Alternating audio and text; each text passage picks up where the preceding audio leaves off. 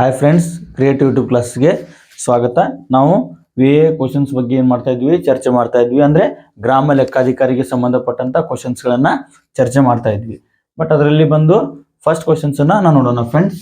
ಕೆಂಪು ಹಳದಿ ಕನ್ನಡ ಧ್ವಜ ಯಾರ ಕಲ್ಪನೆಯಾಗಿತ್ತು ಅಂತ ಹೇಳ್ತಾರೆ ಮೊದಲನೇ ಕ್ವಶನ್ಸನ್ನು ಕೇಳಿದ್ದಾರೆ ಫ್ರೆಂಡ್ಸ್. ಏನ್ರಿ, ಕೆಂಪು ಹಳದಿ ಕನ್ನಡ ಧ್ವಜ ಯಾರ ಕಲ್ಪನೆಯಾಗಿತ್ತು ಅಂತ ಹೇಳ್ತಾರೆ ಕ್ವಶನ್ಸನ್ನು ಕೇಳಿದ್ದಾರೆ. ಆಪ್ಷನ್ ಎ ಅಂತ ಬಂದಾಗ MA ರಾಮಮೂರ್ತಿ ಅಂತ ಹೇಳಿ ಕೊಟ್ಟಾರ್ರಿ. ಆಪ್ಷನ್ಸ್ ಬಿ ಅನಂತಮೂರ್ತಿ ಅಂತ ಕೊಟ್ಟಾರು. ಆಪ್ಷನ್ ಸಿ ಉಮಾಬಾಯಿ ಕುಂದಾಪುರ ಅಂತ ಹೇಳಿ ಕೊಟ್ಟಾರು. ಆಪ್ಷನ್ ಡಿ ಬಳ್ಳಾರಿ ಸಿದ್ದಪ್ಪ ಅಂತ ಹೇಳ್ತಾರೆ. ಆಪ್ಷನ್ ಡಿ ಆಪ್ಷನ್ಸ್ ಅನ್ನ ಕೊಟ್ಟಿದ್ದಾರೆ ಫ್ರೆಂಡ್ಸ್. ಬಟ್ ಇದರಲ್ಲಿ ನಾವು ಸರಿಯಾಗಿರ್ತಕ್ಕಂಥ ಆನ್ಸರ್ ಅಂತ ಬಂದಾಗ ನಾವೇನ್ ಮಾಡ್ಬೋದ್ರಿ, MA ರಾಮಮೂರ್ತಿ ಅಂತಕ್ಕಂಥದ್ದೇನ್ರಿ, MA ರಾಮಮೂರ್ತಿ ಅಂತಕ್ಕಂಥದ್ದು ಸರಿಯಾಗಿರ್ತಕ್ಕಂಥ ಆನ್ಸರ್. ಏನ್ರಿ, MA ರಾಮಮೂರ್ತಿ ಅವ್ರು ಏನ್ ಮಾಡ್ರಿ ಅಂತಂದ್ರ ಈ ಕೆಂಪು ಮತ್ತು ಹಳದಿ ಕನ್ನಡ ಧ್ವಜಕ್ಕೆ ಸಂಬಂಧಪಟ್ಟಂತ ಇವರ ಕಲ್ಪನೆ ಜಸ್ಟ್ ಕಲ್ಪನೆ ಆಗಿತ್ತು ಅಷ್ಟೇ. ಬಟ್ ಅದೇ ಏನ್ರಿ, ಅದೇ ಕನ್ನಡ ಧ್ವಜ ಇವತ್ತು ನಾವನ್ನ ಕರ್ನಾಟಕ ರಾಜ್ಯೋತ್ಸವ ದಿನ ಏನ್ ಮಾಡ್ತೀವ್ರಿ, ಆಚರಣೆಯನ್ನ ಮಾಡ್ತೀವಿ. ಬಟ್ ಈ ಕನ್ನಡ ಧ್ವಜ ಏನೈತಲ್ರಿ, ಈಗ ನಮಗೆ ಸಂಬಂಧಪಟ್ಟಂತ ಕೆಂಪು ಮತ್ತು ಹಳದಿ ಕನ್ನಡ ಧ್ವಜ ಸಂಬಂಧಪಟ್ಟಿದ್ದು ಇದು ಅಧಿಕೃತವಾಗಿ ಏನಾಗಿಲ್ರಿ, ನಮಗ ಇನ್ನು ಇದನ್ನ ಕೊಟ್ಟಿಲ್ಲ, ಘೋಷಣೆ ಮಾಡಿಲ್ಲ ಅಧಿಕೃತವಾಗಿ ಅಂತ ಹೇಳ್ತಾರೆ. ಜಸ್ಟ್ ನಾವೇನ್ ಮಾಡ್ತಾ ಇದ್ವಿ, ಕರ್ನಾಟಕ ರಾಜ್ಯೋತ್ಸವ ದಿನ ಏನ್ ಮಾಡ್ತೀವ್ರಿ, ನಾವು ಈ ಧ್ವಜವನ್ನ ಬಾವುಟವನ್ನ ನಾವೇನ್ ಮಾಡ್ತೇವ್ರಿ, ಹಾರಿಸ್ತೇವೆ.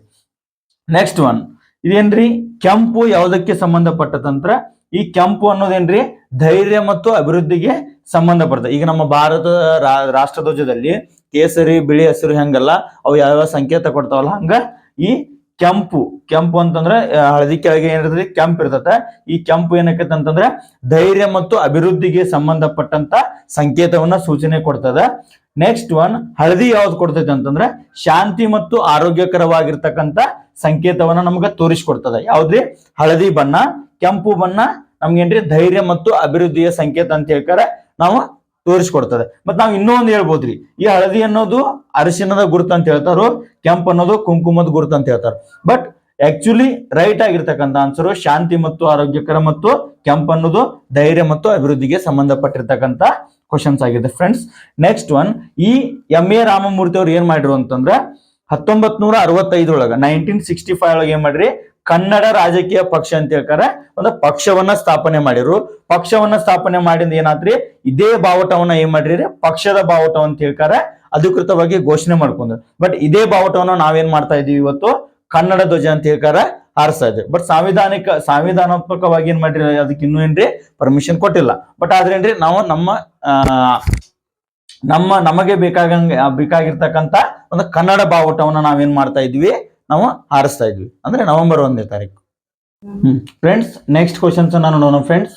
ಕರ್ನಾಟಕದ ಯಾವ ಜಿಲ್ಲೆಯಲ್ಲಿ ರಂಗನತಿಟ್ಟು ಪಕ್ಷಿಧಾಮವಿದೆ ಅಂತ ಹೇಳ್ತಾರೆ ನೆಕ್ಸ್ಟ್ ಕ್ವಶನ್ಸ್ ಅನ್ನ ಕೇಳಿದ್ದಾರೆ ಫ್ರೆಂಡ್ಸ್. ಏನ್ರಿ ಕ್ವಶನ್ಸ್, ಕರ್ನಾಟಕದ ಯಾವ ಜಿಲ್ಲೆಯಲ್ಲಿ ರಂಗನತಿಟ್ಟು ಪಕ್ಷಿಧಾಮವಿದೆ ಅಂತ ಹೇಳ್ತಾರೆ ನೆಕ್ಸ್ಟ್ ಕ್ವಶನ್ಸ್ ಅನ್ನ ಕೇಳಿದ್ದಾರೆ. ಬಟ್ ಇಲ್ಲಿ ಆಪ್ಷನ್ಸ್ ಅನ್ನ ನೋಡಿದಾಗ options ಒಂದೇನ್ರಿ Dakshina Kannada A option ಅನ್ನ ಕೊಟ್ಟಿದ್ದಾರೆ. ಬಿ ಆಪ್ಷನ್ ಏನ್ರಿ ಉತ್ತರ ಕನ್ನಡ ಅಂತ ಹೇಳಿ ಕೊಟ್ಟಿದ್ದಾರೆ. ಆಮೇಲೆ ಸಿ ಆಪ್ಷನ್ ಮಂಡ್ಯ ಅಂತ ಹೇಳಿ ಕೊಟ್ಟಿದ್ದಾರೆ. ಡಿ ಆಪ್ಷನ್ ಏನ್ರಿ ಕೊಡಗು ಅಂತ ಹೇಳ್ತಾರೆ ಕೊಟ್ಟಿದ್ದಾರೆ ಫ್ರೆಂಡ್ಸ್.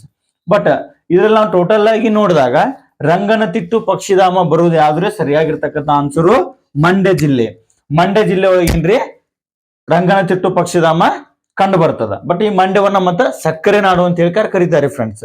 ಅಂದ್ರೆ ಮಂಡ್ಯ ಜಿಲ್ಲೆ ಇದೊಂದೇನ್ರಿ ಕರ್ನಾಟಕದ ದಕ್ಷಿಣ ಕರ್ನಾಟಕದೊಳಗೆ ಏನ್ ಬರುತ್ತ್ರಿ, ಈ ಜಿಲ್ಲೆ ಕಂಡು ಬರ್ತದ. ಇದನ್ನ ಸಕ್ಕರೆ ನಾಡು ಅಂತ ಹೇಳಿ ಕರೀತಾರೋ. ಮತ್ತೆ ಇದೇ ರಂಗನತಿಟ್ಟು ಪಕ್ಷಿಧಾಮ ಈ ಮಂಡ್ಯ ಜಿಲ್ಲೆ ಒಳಗನ ಕಂಡು ಬರ್ತದ ಫ್ರೆಂಡ್ಸ್.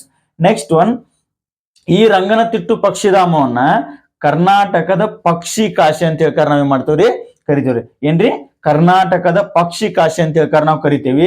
ಕೊಕ್ಕರೆ ಅಥವಾ ದೊಡ್ಡ ದೊಡ್ಡ ಪಕ್ಷಿಗಳು ಏನದಾವ್ರಿ ಈ ರಂಗನತಿಟ್ಟು ಪಕ್ಷಿಧಾಮದೊಳಗ ಆಶ್ರಯವನ್ನ ಪಡೆದಾವ.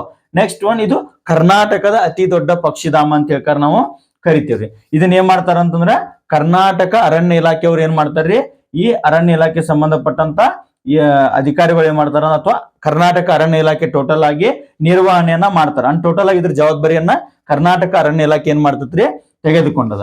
ನೆಕ್ಸ್ಟ್ ಒನ್, ಇನ್ನ ಉಳ್ಕಿದು ಬಂದಾಗ ಉತ್ತರ ಕನ್ನಡ ಜಿಲ್ಲೆಯಲ್ಲಿ ಕೊಟ್ಟಿದ್ದಾರೆ. ಉತ್ತರ ಕನ್ನಡ ಜಿಲ್ಲೆ ಅತ್ತಿಬೇಲಿ ಅಂತ ಹೇಳ್ತಾರೆ ಪಕ್ಷಿಧಾಮ ಬರ್ತದ. ಮತ್ತೆ ಶಿವಮೊಗ್ಗ ಜಿಲ್ಲೆಯಲ್ಲಿ ಗುಡವಿ ಪಕ್ಷಿಧಾಮ ಅಂತ ಹೇಳ್ತಾರೆ ಪಕ್ಷಿಧಾಮ. ಕರ್ನಾಟಕದಲ್ಲಿ ಇನ್ನಿತರ ಪಕ್ಷಿಧಾಮಗಳು ಏನ್ ಬರ್ತಾವ್ರಿ ಕಂಡು ಬರ್ತಾವ. ಬಟ್ ಅದರಲ್ಲಿ ಇಂಪಾರ್ಟೆಂಟ್ ಆಗಿ ನಾವೇನ್ ಮಾಡ್ಬೋದ್ರಿ, ರಂಗನತಿಟ್ಟು ಪಕ್ಷಿಧಾಮ ಎಲ್ರಿಗೂ ಗೊತ್ತಿರ್ತಕ್ಕಂಥ ಪ್ರಶ್ನೆ. ಇದು ಆನ್ಸರ್ ಮಂಡ್ಯ ಜಿಲ್ಲೆ ಅಂತ ಹೇಳಿ ಕಂಡು ಬರ್ತದ. ಬಟ್ ಇದು ಕರ್ನಾಟಕದ ಅತಿ ದೊಡ್ಡ ಪಕ್ಷಿಧಾಮ ಅಂತ ಹೇಳ್ಕಾರ ನಾವು ಕರಿತೀವ್ರಿ. ಅಂದ್ರೆ ಕರ್ನಾಟಕದ ಪಕ್ಷಿ ಕಾಶಿನೂ ಹೌದು, ಕರ್ನಾಟಕದ ಅತಿ ದೊಡ್ಡ ಪಕ್ಷಿಧಾಮ ಅಂತ ಹೇಳ್ಕಾರ ನಾವು ಕರಿತೀವಿ ಫ್ರೆಂಡ್ಸ್. ನೆಕ್ಸ್ಟ್ ಕ್ವಶನ್ಸ್ ನೋಡೋಣ ಫ್ರೆಂಡ್ಸ್. ನೆಕ್ಸ್ಟ್ ಕ್ವಶನ್ ಏನ್ರಿ, ಗಿರೀಶ್ ಕಾರ್ನಾಡ್ ಅವರಿಗೆ ಯಾವ ವರ್ಷ ಜ್ಞಾನಪೀಠ ಪ್ರಶಸ್ತಿ ದೊರೆಯಿತು ಅಂತ ಹೇಳ್ತಾರೆ. ನೆಕ್ಸ್ಟ್ ಕ್ವಶನ್ಸ್ ಕೇಳಿದ್ದಾರೆ ಫ್ರೆಂಡ್ಸ್. ಏನ್ರಿ ಕ್ವಶನ್ ಇನ್ನೇನ್ ಮಾಡೋಣ, ಗಿರೀಶ್ ಕಾರ್ನಾಡ್ ಅವರಿಗೆ ಯಾವ ವರ್ಷ ಜ್ಞಾನಪೀಠ ಪ್ರಶಸ್ತಿ ದೊರೆಯಿತು ಅಂತ ಹೇಳ್ತಾರೆ ಪ್ರಶ್ನೆಯನ್ನ ಕೇಳಿದ್ದಾರೆ. ಇಲ್ಲಿ ಆಪ್ಷನ್ಸ್ ಕೊಟ್ಟಿದ್ದಾರೆ.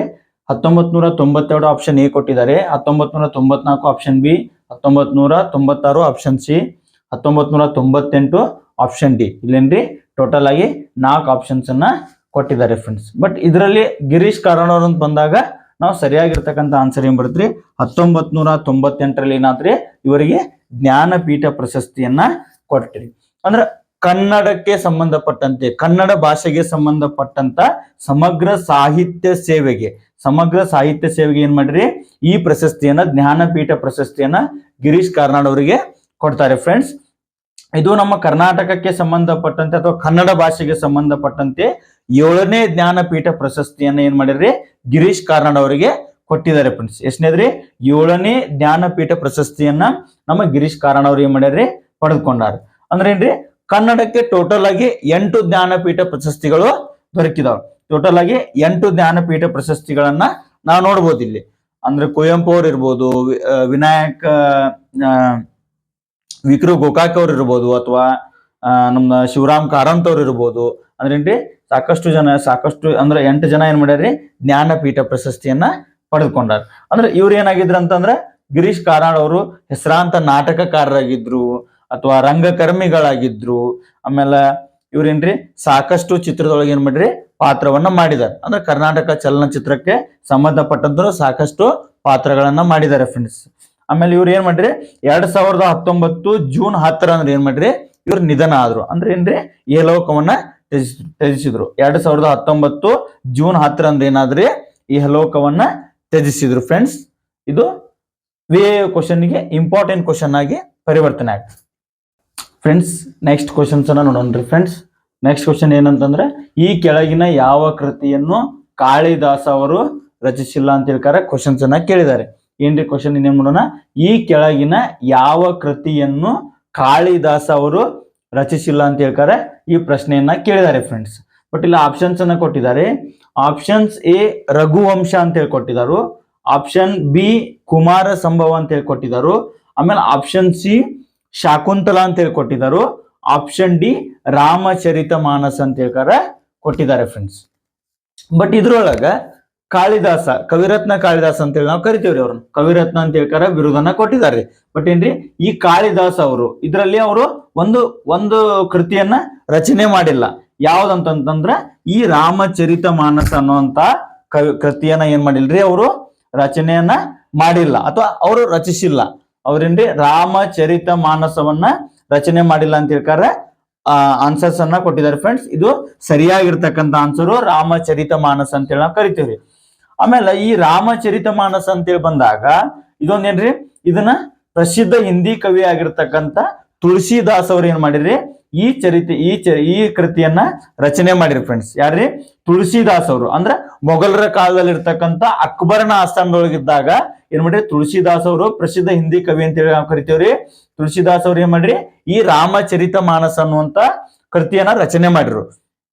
ಇವರು ಅಕ್ಬರ್ನ ಆಸ್ಥಾನ ಅಂತ ಮೊಘಲರಿಗೆ ಸಂಬಂಧಪಟ್ಟಂತ ಅಥವಾ ಮೊಘಲರ ಒಳಗೆ ಬರ್ತಕ್ಕಂಥ ಅಕ್ಬರ್ನ ಅಕ್ಬರ ಆಸ್ಥಾನದೊಳಗೆ ಏನ್ ಮಾಡ್ರಿ ಈ ತುಳಸಿದಾಸ್ ಅವರು ಈ ರಾಮಚರಿತ ಮಾನಸ ಅನ್ನುವಂತ ಕೃತಿಯನ್ನ ರಚನೆ ಮಾಡಿರಿ.